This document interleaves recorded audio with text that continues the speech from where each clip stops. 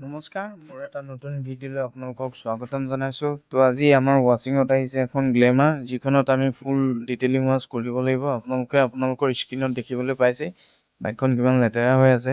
তো বাইকখন মালিকে কোৱা মতে বোলে 1 বছৰ নে 6 মাহ বোলে ধোৱাই নাই বোলে। তো আমাৰ ভিডিঅ'বিলাক চাই থাকে বোলে, তো লৈ আহিলে আমাৰ ইয়ালৈ। তো আমি ক'লোঁ হ'ব ঠিক আছে, আমি যিমানখিনি পাৰোঁ আপোনাক শ্ব'ৰুম কণ্ডিশ্যন কৰিবলৈ চেষ্টা কৰিম।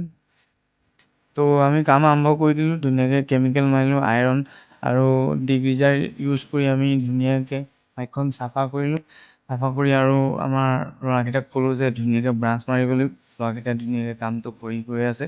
তো আপোনালোকক ফাইনেল ৰিজাল্টটো দেখুৱাবলৈ চেষ্টা কৰিম। তো যদি আপোনালোকৰ এনেকুৱা ধৰণৰ বাইক বা গাড়ী লেতেৰা হৈ আছে বা কালাৰ ডেম হৈ গৈছে, তো লৈ আহিব JK অটো কঙাল মৰা। তো ফাইনেল লুকটো চাবলৈ নাপাহৰিব। আৰু যদি ভিডিঅ'টো ভাল লাগিল তেনেহ'লে লাইক আৰু কমেণ্ট কৰিব নাপাহৰিব। তো আজিলৈ বাই, মই লগ পাম।